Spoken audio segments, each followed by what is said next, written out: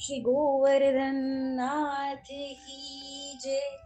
સખીજનો, આજના સુંદર પ્રસંગમાં આપણે કોઈ પણ એક વૈષ્ણવને, કોઈ પણ એક વલ્લભીયને, કોઈ પણ એક ભગવદીયને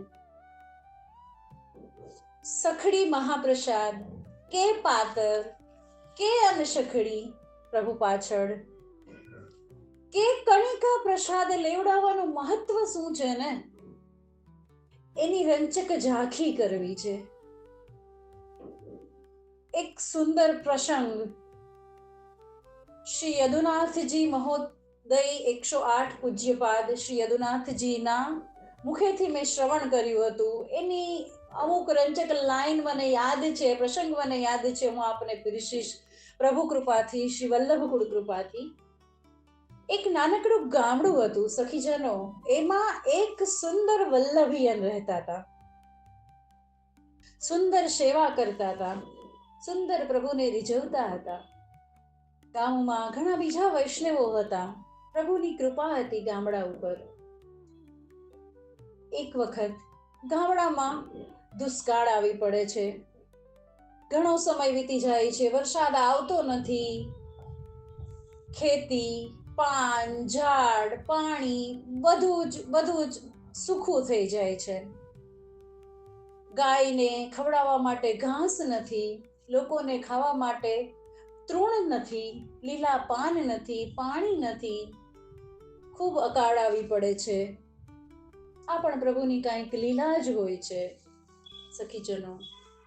ક્યારેય પ્રભુ જે કાંઈ પણ કરે ને, જે કાંઈ પણ, ચાહે સુખના ડુંગર આવી પડે કે દુઃખના ડુંગર આવી પડે, વૈષ્ણવે ક્યારેય ફરિયાદ કરવાની નથી. જે થાય છે એ રાધા રાણીની કૃપાથી થાય છે, જે થાય છે શ્રી ઠાકોરજીની કૃપાથી જ થાય છે.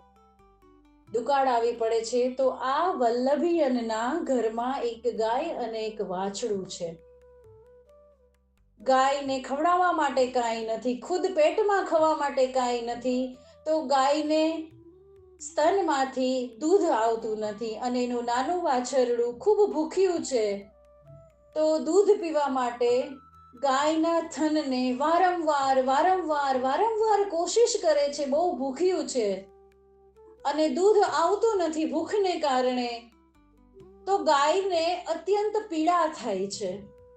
વાછરડું કોશિશ કરી રહ્યું છે અને ગાયને ખૂબ પીડા થઈ રહી છે. આ પીડા પેલા વલ્લભીયન જોઈ નથી શકતા સખીજનો.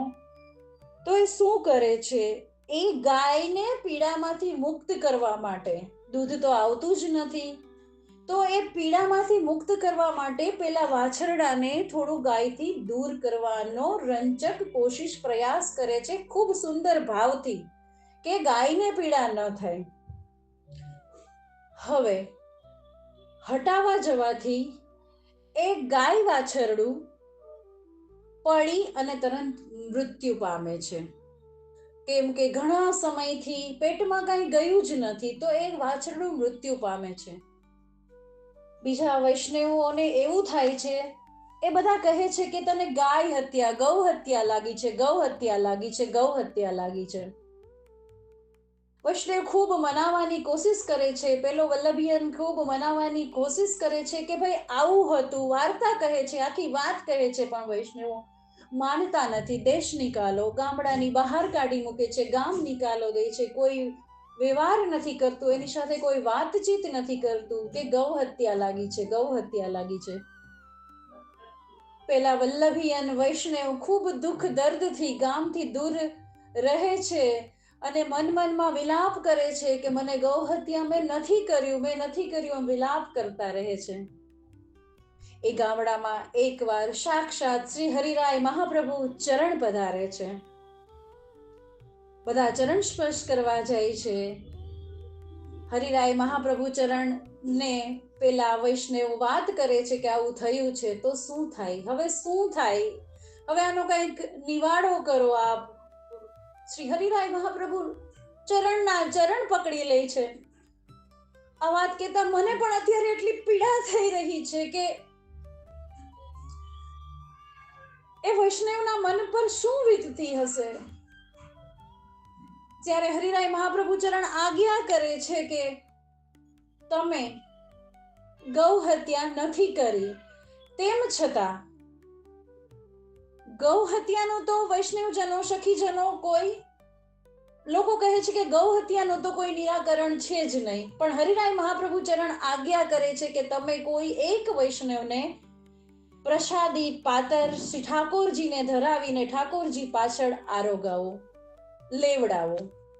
કોઈ વૈષ્ણવને પ્રસાદ કણિકા પાતર લેવડાવો, તમે ગૌ હત્યામાંથી મુક્ત થઈ જશો.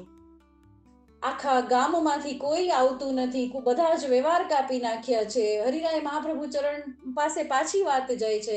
હરિરાય મહાપ્રભુ ચરણ ખુદ પધારે છે એના ઘરે અને કહે છે કે જુઓ હું લઉં છું આ વૈષ્ણવનું, અને એને ગૌ હત્યામાંથી મુક્ત થાય છે. અને હરિરાય મહાપ્રભુ ચરણ કણિકા પ્રસાદી લે છે અને પછી બધા લે છે. આવી રીતે સમજવાનું અને બતાવવાનું એ કહ્યું છે કે એક વૈષ્ણવને એક કણિકા લેવડાવવાનો કેટલો મોટો મહત્વ છે કે ગૌ હત્યા જેવી ગૌ હત્યા ભલે આ વૈષ્ણવે નહોતી કરી, પણ હરિરાય મહાપ્રભુ ચરણ આજ્ઞા કરે છે કે ગૌ હત્યા જેવું પાપ પણ એક વૈષ્ણવને કણિકા લેવડાવવાથી મુક્ત થાય છે. સખીજનો, કેટલું મહત્વ છે વલ્લભીયનનું, કેટલું મહત્વ છે કણિકા મહાપ્રસાદનું, કેટલું મહત્વ છે શ્રી વલ્લભ કુળીની આજ્ઞાનું, એ બધું જ આ પ્રસંગમાંથી આપણે સમજી શકીએ છીએ. બસ વલ્લભ પ્રભુની કૃપા હંમેશા આપણા સૌ પર બની રહે, બની રહે, બની રહે.